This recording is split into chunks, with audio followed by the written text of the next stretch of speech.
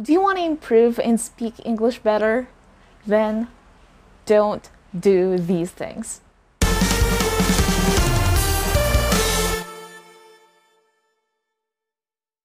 Hi, welcome to Just Random English, and today we're going to talk about things that you have to avoid if you really want to improve and speak English better.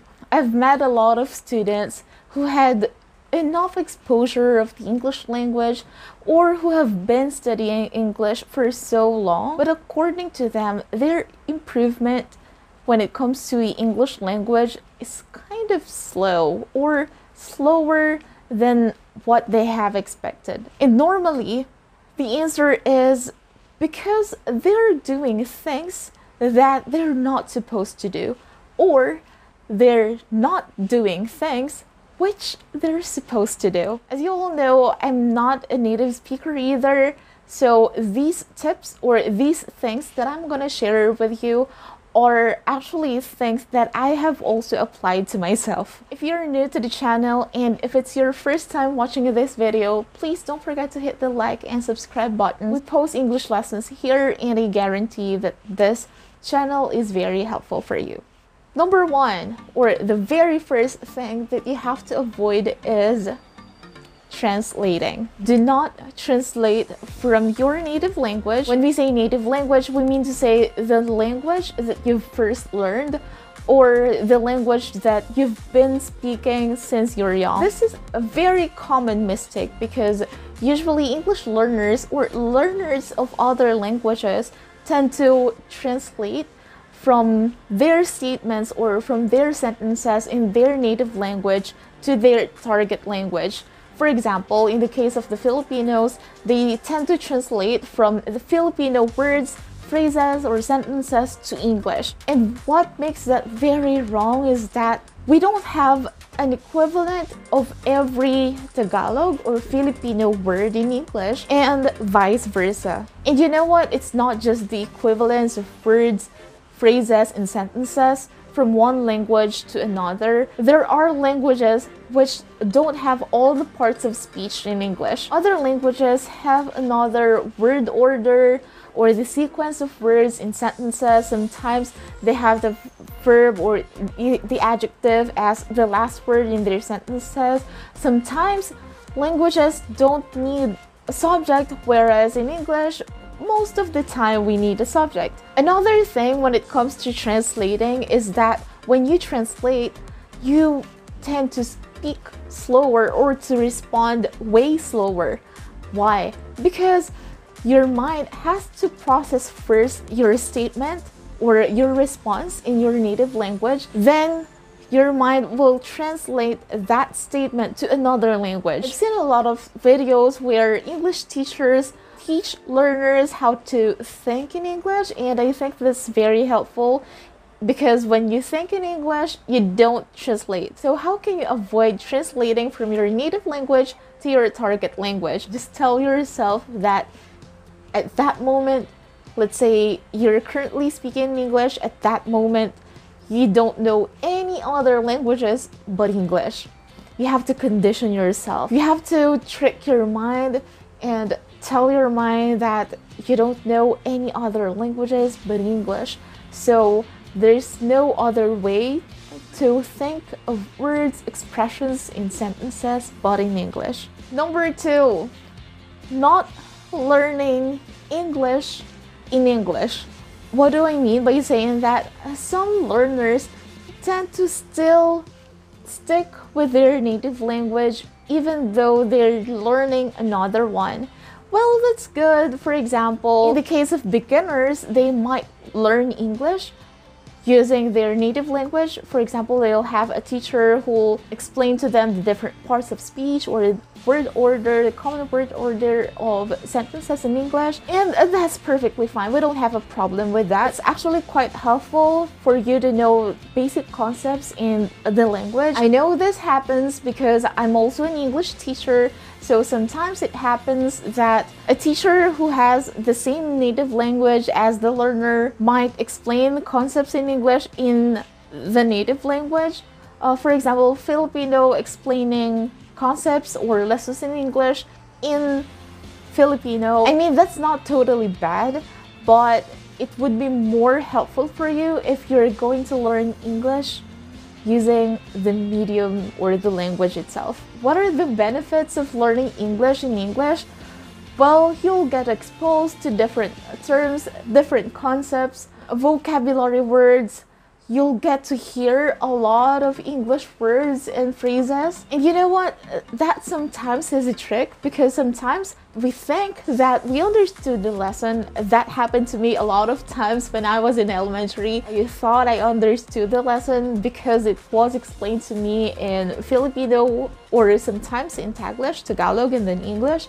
But when it comes to examination, I usually ended up getting average or lower than average scores, because come on, the examination or all of them, all of the sentences are in English, and during the examination I didn't have a teacher who would explain to me those concepts and who would translate the instructions or directions from English to Filipino, right? Especially if you're learning English, because you're going to take an English test, TOEFL, IELTS. It's very important that you learn English using the same language as the medium.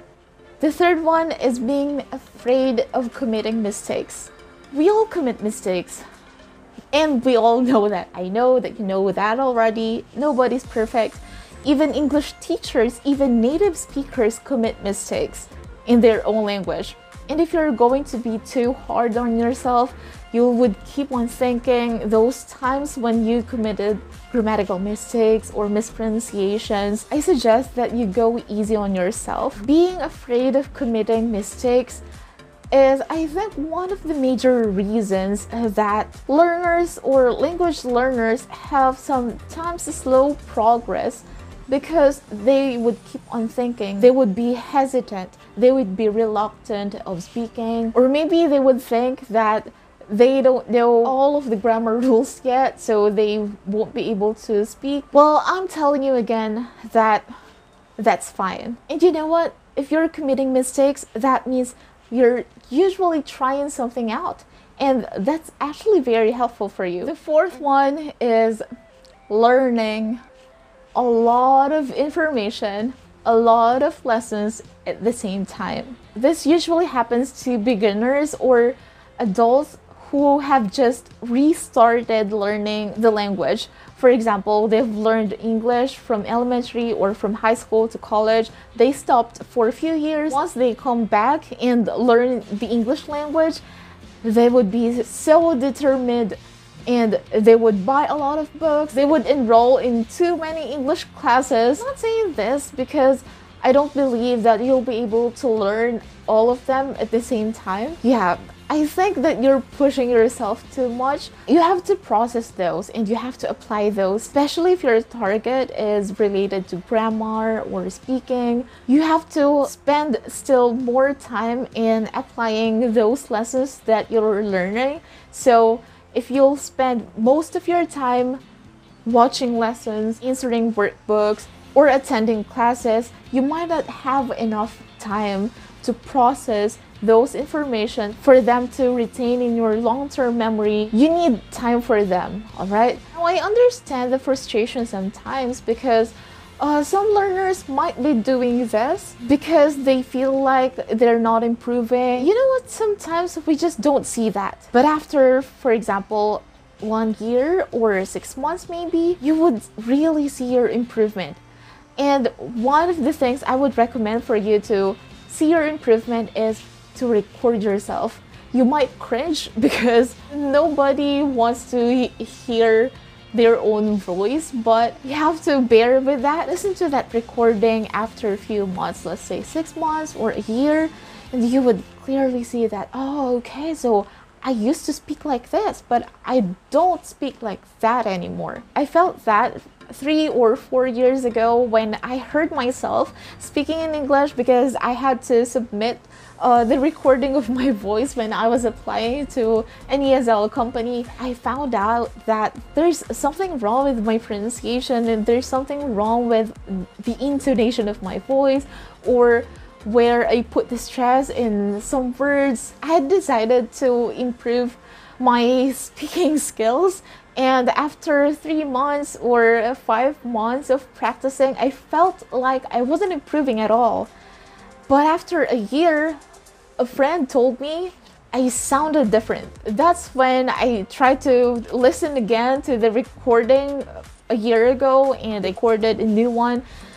And I compared the two of them. So yeah, that's when I found out that, okay, so all of the things I did were actually pretty helpful for me. Number 5 is learning English passively too much. Learning English passively is helpful. We don't have any questions with that. That's really helpful. When I say passive learning, I mean to say listening to podcasts in English or watching English videos, joining communities online which are for English language learning. But just learning English passively won't be that helpful. I've seen videos in English, for example, learn English vocabulary words while sleeping. It might be helpful, but again, learning English passively too much is not helpful. You have to be an active learner. You have to do something. For example, it doesn't help you that much even though you go to an English-speaking country. Let's say you go to one of the states in the US. You go there because you want to be exposed in the language, you want to improve your speaking skills. It won't be helpful for you at all if you don't engage in conversations, right? And that's the same thing. Doing all those things won't be that much helpful if you don't do something either for yourself. So engage in conversations. Let's say you've joined communities, online communities. Don't just be there, okay? Try to engage. Try to post something there, write something, or reply to someone else's post. If you're listening to something in English, let's say a podcast, or maybe you're just playing YouTube videos in English, try to do something. For example, do shadowing. Shadowing is like mimicking. So you listen to something, let's say you listen to a podcast in English, and you try to speak like that as well. Don't just listen sometimes, be an active learner. Another thing when it comes to listening, listen closely sometimes. Listen how they, for example, contract words. Instead of saying go into, they would say gonna, and how do they pronounce that? Focus on specific details when you listen to something. Number 6, so if I've told you that learning a lot at the same time is actually not very helpful, well, now I'm telling you that just focusing on one area is not good either. This really happens. Sometimes there are learners who want to improve in English. They want to speak English better, so they would focus on just speaking. But for you to be good at speaking, you have to also sometimes focus on grammar, focus on vocabulary. So you see, when you want to improve on something, you don't leave out the others. That's the same thing. For example, if your focus is also in vocabulary, you want to widen your vocabulary, you want to learn a lot of English words so you can converse or say more. Don't just mainly focus on memorizing words. All right? Try to speak, try to write, because you have to apply, because you have to use those vocabulary words. Some learners do not pay that much attention to grammar because according to them, it's fine as long as they can express themselves in English, they can convey their thoughts, their feelings in English. But again, your sentences would be much more accurate if you use the correct grammar.